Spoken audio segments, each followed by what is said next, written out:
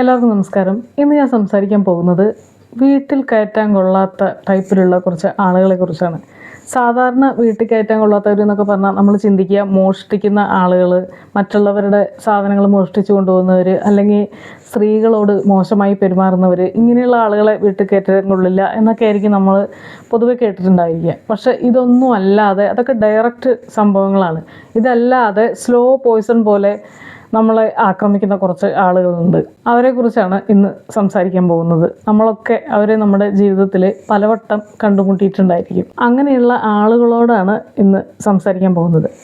ഒരു വീട്ടിൽ പോയി കഴിഞ്ഞ് കഴിഞ്ഞാൽ ആ വീട്ടിലെ അഴുക്കും പൊടിയും മാലിന്യങ്ങളും മാത്രമാണ് നിങ്ങളുടെ കണ്ണിൽ പെടുന്നതെങ്കിൽ ദയവ് ചെയ്ത് നിങ്ങൾ ഒരു വീട്ടിലും പോകരുത്. ചിലരൊക്കെ പോയി കഴിഞ്ഞാൽ കണ്ടിട്ടില്ലേ, അയ്യോ അവരുടെ ടി വിയിൽ എത്ര പൊടിയാണ്, അവരുടെ ടേബിളിൽ എത്ര അഴുക്കുക, അടിച്ചു കയറിയിട്ട് എത്രയോ ദിവസങ്ങളായി തോന്നുന്നു, ആകെ പൊടി അഴുക്കും ഒക്കെയാണ്, പിന്നെ ഒന്നും അടുക്കി പെറുക്കി വെച്ചിട്ടില്ല, മൊത്തം ആകെ മെസ്സി ആയിട്ടാണ് കിടക്കുന്നത്, അൺടൈഡിയാണ്, ഒട്ടും വൃത്തിയില്ല. അപ്പോൾ നമുക്കൊരു സ്ഥലത്ത് ചെല്ലുമ്പോൾ അവിടുത്തെ അഴുക്കും പൊടിയും മാത്രമാണ് നമ്മുടെ കണ്ണിൽ പെടുന്നതെങ്കിൽ, അവിടെയുള്ള നല്ല കാര്യങ്ങളൊന്നും നമുക്ക് ശ്രദ്ധയിൽപ്പെടുന്നില്ലെങ്കിൽ അതിനർത്ഥം അവരുടെ വീട് മോശമാണെന്നോ അവർക്ക് വൃത്തിയില്ല എന്നല്ല, മറിച്ച് നമ്മുടെ ചിന്തകൾക്ക് എന്തോ കുഴപ്പമുണ്ട്, നമ്മുടെ മനസ്സിന് എന്തോ ഒരു കുഴപ്പമുണ്ട് എന്നാണ് അതിനർത്ഥം. മറ്റു ചിലരാണെങ്കിൽ അവർ ബന്ധത്തിലെ പാകപ്പിഴകളാണ് ആദ്യം ശ്രദ്ധിക്കുക. ഒരു വീട്ടിൽ ചെല്ലുമ്പോൾ അയാൾക്ക് ഭാര്യനെ പേടിയാണ്, ആ സ്ത്രീയാണ് അവിടുത്തെ കാര്യങ്ങളൊക്കെ നോക്കുന്നത്. ഇതൊക്കെ അതൊരു തെറ്റല്ല, പക്ഷെ അതൊരു തെറ്റായിട്ട് കാണുന്ന ഒരു സമൂഹം നമ്മുടെ ചുറ്റുമുണ്ട്. അപ്പോൾ എപ്പോഴും അവിടെ ചെന്ന് കഴിഞ്ഞ് കഴിഞ്ഞാൽ ആ കുട്ടികൾക്ക് അവരുടെ അച്ഛനമ്മേനെ ഒരു ബഹുമാനമില്ല, അല്ലെങ്കിൽ അയാൾക്ക് ഭാര്യനെ പേടിയാണ്, ആ സ്ത്രീക്കാണെങ്കിൽ ഭർത്താവിനെ പേടിയില്ല. ഒരാളെ കാണുമ്പോഴേ അവരെ ജഡ്ജ് ചെയ്യുകയാണ്.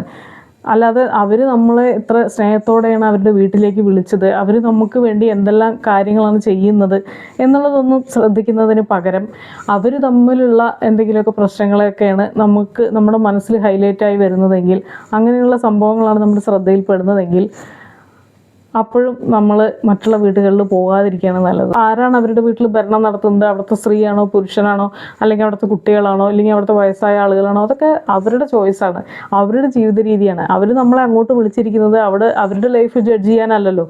പിന്നെയുള്ള കുറച്ച് ടൈപ്പ് ആൾക്കാരാണ് എന്തെങ്കിലും ഫംഗ്ഷനൊക്കെ വിളിച്ചു കഴിഞ്ഞ് കഴിഞ്ഞാൽ അവിടെ ചെന്നിട്ട് ഭക്ഷണമൊക്കെ നന്നായി കഴിച്ചതിന് ശേഷം അതിനെ കുറ്റം പറയാൻ തുടങ്ങും.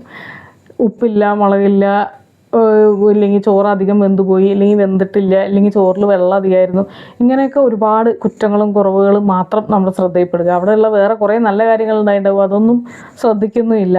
അങ്ങനെയുള്ള ചിന്താഗതിയുള്ള ആളുകളുണ്ട്. നമ്മളെല്ലാം കഴിക്കുകയും ചെയ്യും, അതിന് ശേഷം അതിനൊക്കെ കുറ്റം കണ്ടുപിടിക്കുകയും ചെയ്യും. നമ്മൾ ചിന്തിക്കേണ്ടത് അവർ നമ്മളോടുള്ള സ്നേഹം കൊണ്ടായിരിക്കുമല്ലോ നമ്മളെ വിളിച്ചിട്ടുണ്ടായിരിക്കുക.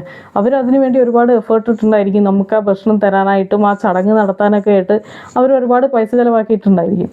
അപ്പോൾ അവിടെ പോയിട്ട് അതിനെയൊക്കെ കുറ്റം പറയുക എന്ന് പറയുന്നത് വളരെ മോശപ്പെട്ട ഒരു കാര്യമാണ്. ആളുകളുടെ എഫേർട്ടിനെ അംഗീകരിക്കാൻ പഠിക്കുക, അവരുടെ കുറ്റങ്ങളും കുറവുകളും കണ്ടെത്തുന്നതിന് പകരം. പിന്നെ ചെയ്യുന്നൊരു സംഭവമാണ്, ഒരു വിവാഹത്തിനൊക്കെ പോയി കഴിഞ്ഞ് കഴിഞ്ഞാൽ വധൂവരന്മാരെ അങ്ങോട്ട് ജഡ്ജ് ചെയ്യാൻ തുടങ്ങും.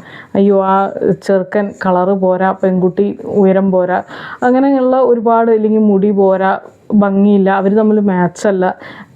അവർ മാച്ചൊക്കെ വീട്ടുകാർ തീരുമാനിച്ചിട്ട് പെൺകുട്ടിക്കും പയ്യനൊക്കെ ഇഷ്ടമായിട്ട് അതിന് ശേഷമായിരിക്കുമല്ലോ അവർ ചടങ്ങ് നടത്തുന്നുണ്ടായിരിക്കുക. നമ്മളെ വിളിച്ചിരിക്കുന്നത് അവരുടെ ചേർച്ച നോക്കാനായിരിക്കില്ല.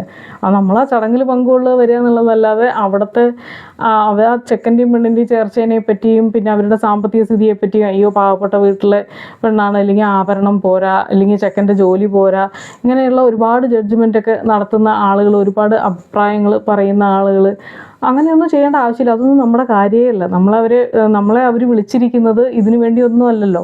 അവരുടെ ഒരു സന്തോഷകരമായ മുഹൂർത്തം നടക്കുന്നു, അപ്പോൾ അതിൽ നമ്മളും കൂടി ഉണ്ടായിരിക്കണം, നമ്മുടെ പ്രസൻസ് അവർ ആഗ്രഹിക്കുന്നു, അതുകൊണ്ടാണ് നമ്മളെ വിളിച്ചിരിക്കുന്നത്. അല്ലാതെ അവരുടെ എല്ലാ സംഭവം കല്യാണം കഴിഞ്ഞ് കഴിഞ്ഞിട്ട് പിന്നെ നമ്മൾ അതിനെ മാച്ചിനെ പറ്റിയും അവരുടെ സാമ്പത്തിക സ്ഥിതിയെ പറ്റിയൊക്കെ ചർച്ച ചെയ്യുന്നതുകൊണ്ട് എന്തെങ്കിലും ഗുണം ആർക്കെങ്കിലും ഉണ്ടാവാൻ പോകുന്നുണ്ടോ? അപ്പോൾ അതിൻ്റെ ഒന്നും ആവശ്യമില്ല. നമ്മുടെ കാര്യങ്ങൾ നടക്കുമ്പോൾ നമ്മളിതൊക്കെ ശ്രദ്ധിക്കുക, അല്ലാതെ വേറൊരാൾ നമ്മളെ ക്ഷണിച്ചിട്ട് അതിന് പോകുമ്പോൾ നമ്മൾ അവരെ ജഡ്ജ് ചെയ്യേണ്ട യാതൊരു ആവശ്യമില്ല. ഇതിൽ ഏറ്റവും രസകരമായ കാര്യം എന്ന് പറഞ്ഞു കഴിഞ്ഞാൽ, ഒരു മരണ വീട്ടിൽ പോയി കഴിഞ്ഞ് കഴിഞ്ഞാൽ അവിടെയുള്ള ബന്ധുക്കളുടെ കരച്ചിലിൻ്റെ ആഴമൊക്കെ അളന്നിട്ട് അതിന് ജഡ്ജ് ചെയ്യുന്ന ആളുകളുണ്ട്. അയ്യോ അവരൊന്നും പൊട്ടിക്കരഞ്ഞില്ല, ഒന്ന് നെഞ്ഞത്തടിച്ച് നിലവിളിച്ചില്ല, ഒന്നും അലമുറയിട്ട് കരഞ്ഞില്ല, അതൊക്കെ ഒരു കുറ്റമായി കാണുന്ന ആളുകളുണ്ട്. എല്ലാവരും ഒരേ രീതിയിലായിരിക്കില്ല അവരുടെ വിഷമം എക്സ്പ്രസ് ചെയ്യുന്നുണ്ടായിരിക്കുക. വിഷമാണെങ്കിലും സന്തോഷമാണെങ്കിലും ദേഷ്യമാണെങ്കിലും അവനവൻ്റെ വികാരങ്ങൾ ഓരോരുത്തരും പ്രകടിപ്പിക്കുന്നത് അവരവരുടേതായ രീതിയിലായിരിക്കും. ചിലരൊക്കെ ഷോക്കിംഗ് ആയ എന്തെങ്കിലും ഉണ്ടായ, ഒരു മരണം നടക്കുക അങ്ങനെ എന്തെങ്കിലും ഉണ്ടായി കഴിഞ്ഞാൽ അങ്ങ് ഫ്രീസായി പോകും, അങ്ങോട്ട് മരവിച്ചു പോകും. അവർക്ക് കണ്ണീര് വന്നു എന്ന് വരില്ല, അതിങ്ങനെ നെഞ്ചിൽ ഇതുവരെ എത്തിയിട്ട് ഇങ്ങനെ നിൽക്കും, ശബ്ദം പുറത്തേക്ക് വരില്ല. അങ്ങനെയൊക്കെയുള്ള അനുഭവിക്കുന്ന ആളുകളുണ്ട്. അപ്പോൾ നമ്മൾ അവിടെ പോയിട്ട് അവർ കണ്ണൊന്നൊരു കണ്ണീര് വന്നില്ല, ഒന്ന് നെഞ്ഞത്തടിച്ച് നിലവിളിച്ചില്ല, ഒന്ന് ഉറക്ക കരഞ്ഞില്ല എന്നൊക്കെ പറഞ്ഞിട്ട് അതൊരു കുറ്റമായിട്ടൊക്കെ പറയുന്ന ആളുകളുണ്ട്.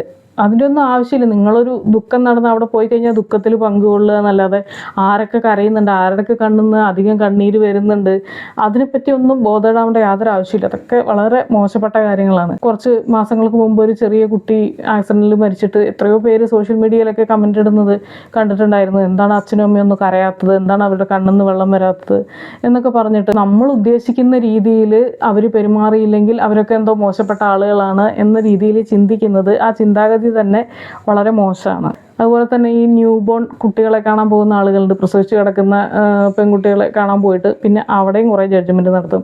അപ്പോൾ അവൾക്ക് പാല് പോരാ, കുട്ടിക്ക് വലിപ്പം പോരാ, അല്ലെങ്കിൽ കുട്ടി കറുത്തിട്ടായിരിക്കുന്നത്, അല്ലെങ്കിൽ കുട്ടി വിളറിയിട്ടാണ് ഇരിക്കുന്നത്, കുട്ടിക്ക് മുടി പോരാ, അങ്ങനെ ഒരുപാട്. ഇല്ലെങ്കിൽ പെൺകുട്ടി പ്രസവിച്ച ശേഷം നേരായിട്ടില്ല, അതുകൊണ്ട് പ്രസവരക്ഷ അത്ര നന്നായിട്ടല്ല അവർ ചെയ്യുന്നത്, ഇങ്ങനെയൊക്കെ പറഞ്ഞ് ഒരുപാട് അതിനെപ്പറ്റി കമൻറ്റ് പറയുന്ന ആളുകളുണ്ട്.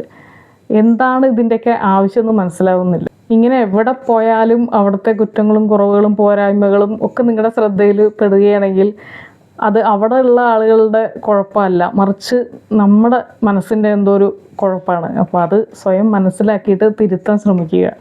എല്ലാത്തിലും നല്ലത് കാണാൻ ചിലപ്പോൾ നമുക്ക് കഴിഞ്ഞെന്ന് വരില്ല, പക്ഷേ എല്ലാത്തിലും കുറ്റം കണ്ടുപിടിക്കുന്ന ഒരു ശീലം ഉണ്ടെങ്കിൽ അതെങ്കിലും മാറ്റാൻ ശ്രമിക്കുക.